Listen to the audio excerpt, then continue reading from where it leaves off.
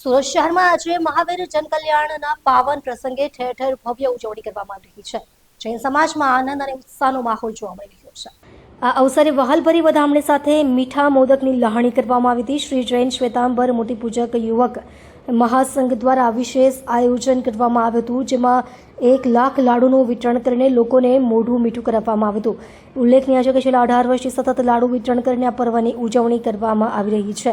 આજે દિવસ દરમિયાન શહેરના વિવિધ વિસ્તારોમાં અલગ અલગ સંસ્થાઓ અને મંડળો દ્વારા પણ વિવિધ ધાર્મિક અને સામાજિક કાર્યક્રમો યોજાઈ રહ્યા છે। મહાવીર જન્મ કલ્યાણક દિવસ શાંતિ અને અહિંસાનો સંદેશ આપતો પવિત્ર પર્વ માનવામાં આવે છે।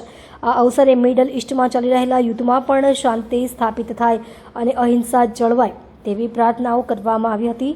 આ ઉજવણીમાં જૈન સમાજના અગ્રણીઓ, પોલીસ અધિકારીઓ સહિત મોટી સંખ્યામાં નાગરિકો ઉત્સાહભેર જોડાયા હતા। पेश मेहता છે આજે જૈન સ્વતંત્ર મૂર્તિપૂજક યુવક સંઘ દ્વારા જે પ્રભુ મહાવીર જન્મ કલ્યાણ નિમિત્તે જે લાડુનું વિતરણ કરવામાં આવ્યું છે।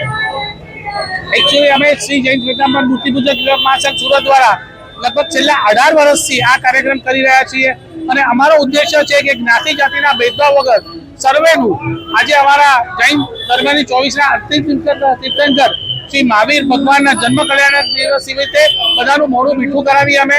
અને આજનો દિવસ વિશેષ એટલા માટે છે કે એક તો ચૈત્ર સુદ 13 પાવન દિવસ છે, પણ જ્યારે આપણે સમગ્ર વિશ્વ યુદ્ધના ઓથાર નીચે ભયમાં જીવી રહ્યું છે ત્યારે અમે સંદેશ આપવા માંગીએ છીએ કે જૈન ધર્મના જે પાયાના સિદ્ધાંત છે સત્ય, પ્રેમ, કરુણા, અહિંસા અને ક્ષમા, આ સિદ્ધાંતોને જો અનુસરવામાં આવે તો સમગ્ર વિશ્વમાં શાંતિ પ્રવર્તે છે। એટલે અમે અહિંસા અને ક્ષમા આ સિદ્ધાંતો સાથે અહીંયા સર્વે સુરતીજનોનું લાડુથી મોં મીઠું કરાવીએ।